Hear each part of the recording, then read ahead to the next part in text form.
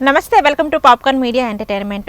పవన్ కళ్యాణ్ గారి క్రేజ్ గురించి తెలియని ఎవ్వరు ఉండరు. ప్రతి ఒక్కరికి ఆయనకి క్రేజ్ బయట ఎలా ఉంటుంది ఏంటి అనేది ప్రతి ఒక్కరికి తెలుసు. మరి పవన్ కళ్యాణ్ గారికి అంత క్రేజ్ రావడానికి గల రీజన్ ఏంటి అనే దాని గురించి తెలియచేయడానికి ఈరోజు మనతో పాటు ఉన్నారు senior journalist Hem Sundar sir.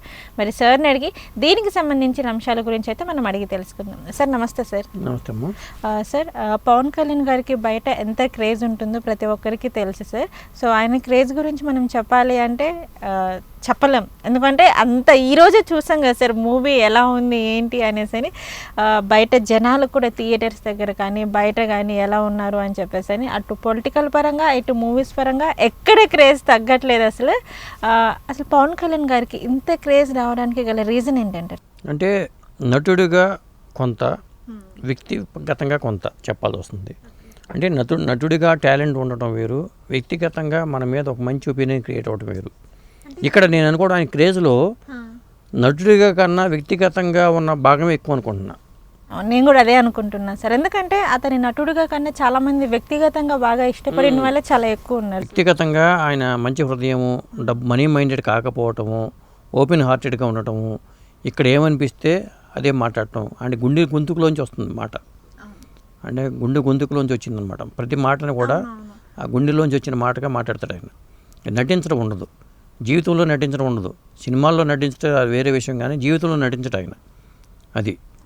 సినిమాల్లో పాత్రలు జీవిస్తాడు, జీవితంలోనేమో అసలు ఆయన ఉన్నట్టుగా మాట్లాడతాడు, జీవితాన్ని జీవించేస్తారు. అది ఒరిజినల్గా ఆయన ఒరిజినాలిటీ అది. అది ఎందుకంటే బయట కొంతమంది నటిస్తూ ఉంటారు, ఆయనకు నటించడం చేత కాదు, ఆయన నటుడు కాదు, నటించడం చేత కాదని చెప్పాల్సి వస్తుంది. అది అందువల్ల ఎక్కువ మంది ఆయనకి అభిమానులుగా మాట్లాడడానికి కారణం అదే. ఇప్పుడు సినిమా రిలీజ్ అయితే, హరిహర వీరమల రాత్రి రిలీజ్ అయితే ఆ థియేటర్ దగ్గరికి వచ్చిన జనాన్ని చూస్తుంటే ఇంతమంది ఇంత క్రేజ్ ఉందా, మళ్ళీ నాకు పాత రోజులు గుర్తొచ్చినాయి.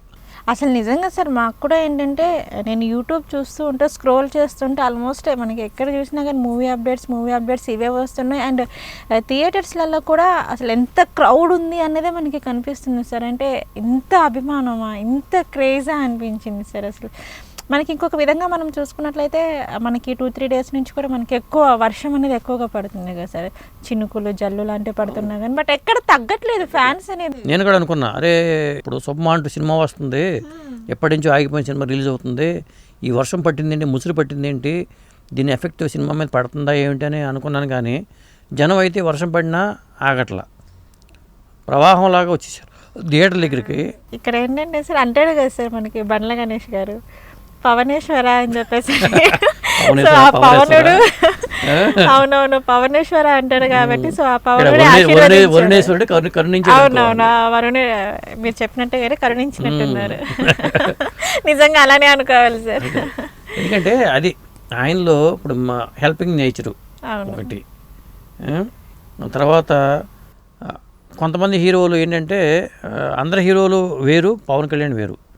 ఇక్కడ రజనీకాంత్ని పవన్ కళ్యాణ్ కంపేర్ చేయాల్సి వస్తుంది. తమిళనాడులో రజనీకాంత్ని, ఎందుకంటే కొద్దిగా ఇంచుమించు ఇద్దరు ఒకేలాగా ఉంటారు, అంటే వ్యక్తిత్వాల పరంగా. అది ఇప్పుడు నిజ జీవితంలో ఇప్పుడు కొంతమంది ఏం చేస్తారంటే, సినిమా హీరోలు బయటకు వచ్చినప్పుడు మేకప్లతో హంగామాతో వస్తారు. ఈయనట్లా రాడు, ఎలా ఉన్నాడో అలాగే వస్తాడు. రజనీకాంత్ కూడా అంతే, ఆయన ఓపెన్ హార్టెడ్, ఎట్లా మాట్లాడాలో అంతే మాట్లాడతాడు, వేదిక మీద మాట్లాడినా లేకపోతే ఏం మాట్లాడినా. ఈయన కూడా అంతే. అందుకని ఇంతమంది అభిమానులు పవన్ కళ్యాణ్ ఉండడానికి కారణం ఏంటంటే, అతని మెంటాలిటీ, ఆ ఓపెన్ హార్ట్నెస్, నిజాయితీ, మాటల్లో ఉన్న నిజాయితీ వల్ల ఎక్కువ మంది వచ్చారు. కానీ నటుడుగా నేను అనుకోవట్లా, ఆ నిజాయితీ కొద్దిగా ఆయనకి అనుకుంటున్నా. నేను కూడా అదే అనుకున్నా సార్. ఎందుకంటే సార్ ఇప్పుడు మీరు చెప్పినట్లుగానే కొంతమంది హీరోలు మూవీస్లో ఒకలా ఉంటారు, బయటకు వచ్చినా కానీ ఒకలా ఉంటారు కాబట్టి, బట్ దీని ఏంటంటే బయట మాట్లాడినా కానీ చాలా ఓపెన్గా మాట్లాడేస్తారు. ఆ మాటల్లో మనకు ఒక నిజాయితీ కనిపిస్తుంది. అదే ఆ నిజాయితీ వల్లే ఆయన పట్టం కట్టారు. ఆయన రేపు కూటమి గవర్నమెంట్లో ఉండి మరి ఈ స్థాయికి వచ్చాడంటే, ఒకప్పుడు మరి ధైర్యంగా మాట్లాడాడు ఆయన. పొలిటికల్ అన్నగారు పార్టీ పెట్టినప్పుడు వాళ్ళ మరి కొంతమంది భయపడతారు సాధారణంగా. ఇప్పుడు చంద్రబాబు నాయుడు గారిని అరెస్ట్ చేసినప్పుడు ఈయన వెళ్ళిన విధానం చూసినా కానీ, కొన్ని సందర్భాల్లో ఆ రాజకీయ నాయకుల మీద ఈయన అగ్రెసివ్గా ఉంటాం, వాళ్ళ గవర్నమెంట్ ఉన్నప్పుడు కూడా అగ్రెసివ్గా ఉంటాం. కానీ ఆ ధైర్యం అనేది, ఆ మొండి ధైర్యం అనేది బాగా, అది నిజమైన హీరోయిజం. అంటే కొంతమంది నటిస్తారు హీరోలు, జీవితంలో నటించేసి అధికారంలో ఏ గవర్నమెంట్ ఉంటే వాళ్ళకి వత్తాసు పలుకుతూ ఉంటారు. అట్లా కాకుండా నిలదీసే తత్వం, ఈయన ఆ నిలదీసే తత్వం ఉంది కదా, తప్పుంటే తప్పుని, ఒప్పుంటే ఒప్పుని ఆయన చీల్చి ఎండాడతాడు నిజ జీవితంలో కూడా. అది నిజమైన హీరోయిజం అంటే. అది నచ్చింది చాలామందికి. అందువల్ల సినిమా ఎలా ఉందని పక్కన పెడితే ఆయన వ్యక్తిగతంగా ఆయనకున్న ఇది కానీ, ఆయనకన్నా ఫ్యాన్ ఫాలోయింగ్ కానీ, ఇవన్నీ కూడా ఆయన్ని ఇవాళ ఈ స్థాయిలో జనసేన పార్టీ నిలబెట్టినా కానీ, హీరోగా సినిమాల్లో నిలబెట్టినా కానీ కేవలం ఆ నిజాయితీ. నిజమే సార్ ఇది. ఎందుకంటే మనకి సినిమాల పరంగా చూసుకున్నా కానీ, అటు ఫ్యామిలీ పరంగా చూసుకున్నా కానీ ఎక్కడ తనకి ఆ క్రేజ్ లేదు. ఓన్లీ తన వ్యక్తిగతంగా ఎలా ఉన్నారో ఆ క్రేజే మనకి ఈరోజు ఇక్కడ కనిపిస్తుంది. అదే ఇప్పుడు ఏమంటారంటే నిజాయితీగా మాట్లాడడం అందరికి నచ్చరు, చాలా మందికి నచ్చరు. అది నచ్చాలి అన్నా కానీ కాస్త టైం పడుతుంది. శత్రువులు ఎక్కువ ఉంటారు. ఇలాంటి వ్యక్తులకి ఏంటంటే శత్రువులు ఎక్కువ ఉంటారు. అవును, ఇప్పుడు పవన్ కళ్యాణ్కి ఎంతమంది అభిమానులు ఉన్నారో అంతమంది శత్రువులు కూడా ఉన్నారు. కారణం ఏంటంటే అదే, తనకంత శత్రువులు ఉండడానికి కూడా రీజన్ ఏంటంటే తన వ్యక్తిగతంలో కొన్ని ఇన్సిడెంట్స్లు ఉన్నాయి కాబట్టి. సో వాటి వల్ల కూడా ఏంటంటే పైన చల్లుతూ ఉంటారు, బురద చల్లే వాళ్ళు ఎక్కువ మంది ఉంటూ ఉంటారు. అది అందువల్ల పబ్లిక్లోకి వస్తే మరి తప్పదు, ఇవన్నీ ఫేస్ చేయాలి. దాన్ని ఎదుర్కొనే సత్తా ఆయనకు ఉంది. చాలా ఫేస్ చేశారు సార్ నిజంగా సొసైటీలో ఎన్ని మాటలు. చాలా అసలు పాలిటిక్స్ పరంగా నాకు తెలిసి ఏ హీరో కూడా ఇంత ఇబ్బందికర పరిస్థితుల్ని ఫేస్ చేసి ఉన్నాడు లేదు సార్ అసలు. ఏ హీరో కూడా నాకు తెలిసి చిన్న వయసు నుంచి కూడా ఇన్ని ప్రతిబంధకాలు ఒక హీరో జీవితంలో ఉండవు. ఎందుకంటే రాజకీయంగా కానీ సినిమా నటుడుగా ఉన్నప్పుడు కానీ ఆ ప్రతిబంధకాలను అధిగమించుకుంటూ వచ్చాడు ఆయన. నిజంగా సార్ మీరు అన్నది నిజమే సార్. ఏ హీరో కూడా ఇంత ఓపికతో ఉండి ఇంత ఇదిగా ఉంటారో లేదో నాకైతే తెలియదు సార్. బట్ అయితే నేను ఇది ఎవరిని తప్పు పెట్టి అనట్లేదు. బట్ నిజంగా పవన్ కళ్యాణ్ గారిని చూసిన తర్వాత అయితే నిజంగా చాలా గ్రేట్ అనిపించింది సార్ నాకైతే. అటు వ్యక్తిగతంగా కానీ, ఇటు పొలిటికల్ పరంగా కానీ, సినిమాల పరంగా కానీ ఎక్కడ ప్రాబ్లం వచ్చినా కానీ దాన్ని ఫేస్ చేసుకుంటూ ముందుకెళ్ళారు తప్పించి ఎక్కడ డౌన్ అవ్వలేదు అనిపించింది సార్. అది అట్లాగే ఉండాలి.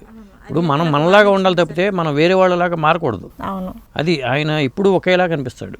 ఆయన మాట్లాడే తీరు కానీ, చేసే సహాయం కానీ. ఓకే, ఇప్పుడు ఒక వ్యక్తి నా దగ్గర చేయి చాచారా, నా దగ్గర 10 రూపాయలే ఉన్నాయి కానీ ఒక 5 రూపాయలు ఇస్తే 5 రూపాయలు ఉంచుకుంటా అనే అంతే. ఇప్పుడు మన దగ్గర 1000 కోట్ల ఆస్తి ఉందా అని కాదు, అది చూడరు, ఎవడో చూడరు.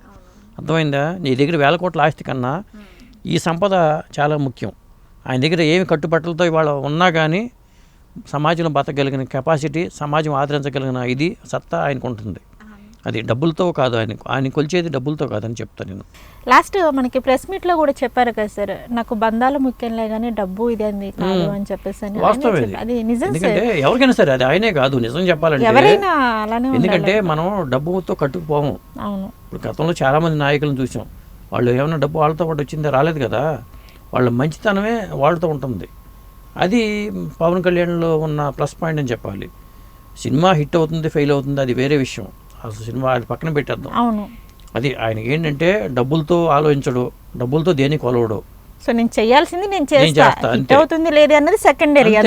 అంతే సార్, అది ఆయన ప్లస్ పాయింట్. అది వాళ్ళ హరిహర వీరమల్లు రిలీజ్ అవుతున్న సందర్భంగా మనం ఇది మాట్లాడుకుంటున్నామంటే మరి ఆ సినిమాకి ఆయన లాస్ట్లో నిర్మాత బయటపడటం కోసం ఆయన చేసిన ఇది ఈ స్థాయిలో మీడియా ఇంటరాక్షన్స్ అవ్వడం కానీ, మీడియా ముందు ఓపెన్గా మాట్లాడటం కానీ, ఇవన్నీ ఒక వేరే లెవెల్. రాత్రి ప్రీమియర్ షోలు వేస్తే దానికి ప్రీమియర్ షోలకే దాదాపు 22 కోట్లు వచ్చిందట లెక్కలో. ఏ సినిమాకి రాలా ఫస్ట్ డే కలెక్షన్. అది కూడా ప్రీమియర్ షోకి రోజు ముందు రిలీజ్ అయితే వేసిన షోలకి వచ్చిన కలెక్షన్స్ అవి. సార్ ఇంకొకటి ఏంటంటే సార్, మనం ఇప్పుడు మాట్లాడుకున్నాం కదా సార్, పవన్ కళ్యాణ్ గారు ఎక్కువ మనీకి వాల్యూ ఇవ్వరు, మనుషులకి వాల్యూ ఇస్తారు, బంధాలకు అని చెప్పేసారు. బట్ ఈ రోజుల్లో మనం చూసుకున్నట్లయితే చాలామంది మనుషుల కన్నా ఎక్కువ మనీకే వాల్యూ ఇస్తున్నారు కదా సార్. సో అట్లాంటి వాళ్ళకి మీరు ఏం చెప్పాలండి? అందుకే ఆర్థిక సంబంధాలు మానవ సంబంధాలు చెడగొడతాయి. ఖచ్చితంగా సార్. ఇప్పుడైనా ఆర్థిక సంబంధాలు ఉండకూడదు, మానవ సంబంధాలు చెడిపోతాయి. అది ఇద్దరు స్నేహితులు విడిపోయినా, భార్యాభర్తలు విడిపోయినా, కుటుంబాలు విడిపోయినా ఆర్థిక సంబంధాలే కారణం. అందుకని ఆర్థిక సంబంధాలు అనేవి శాశ్వతం అనుకుంటారు కానీ అది అశాశ్వతం. మానవ సంబంధాలే ముఖ్యం. అందుకనే ఆయన మానవ సంబంధాలతోనే వెళ్ళిపోతున్నారు తప్పితే ఆర్థిక సంబంధాలు ఎక్కడ పెట్టుకోవట్లా. అది అందువల్ల ఆయన ఇవాళ ఈ సినిమాకి కోట్లు రావటం లేకపోతే నిర్మాత బయటపడటమే ఆయనకి ముఖ్యం. కానీ ఎన్ని కోట్లు వచ్చింది, ఎన్ని రికార్డులు కొల్లగొట్టింది అనేది ఆ యాంగిల్ ఆయన నేను అనుకోవడం, ఆలోచించాడు అనుకుంటున్నాను నేను అనుకోవటం. సార్ పవన్ కళ్యాణ్ గారు మనం చూసుకున్నట్లయితే మూవీస్ పరంగా కాకుండా ఏంటంటే వ్యక్తిగతంగా అతనికి ఫ్యాన్స్ అనేది చాలామంది ఉన్నారు సార్. దానికి తోడు ఏంటంటే మనకి పొలిటికల్లో కూడా తన క్రేజ్ ఎంత హైప్ వెళ్ళింది అనేది మనకు ఒక 1 year బ్యాక్ మనం చూసుకుంటేనే తెలుస్తుంది సార్. ఓకే, సో మొత్తానికైతే మీరు ఏం చెప్తారు సార్? అంటే ఇట్లాంటి వ్యక్తులు రేర్గా ఉంటారు. సినిమా ఫీల్డ్ అసలు ఉండరు, చాలా తక్కువ. అది ఎందుకు రాజకీయాల్లో కానీ సినిమా ఫీల్డ్లో కానీ ఖచ్చితంగా ఇలాంటి వ్యక్తులు అయితే ఉండాలి, అది మాత్రం చెప్తాను నేను.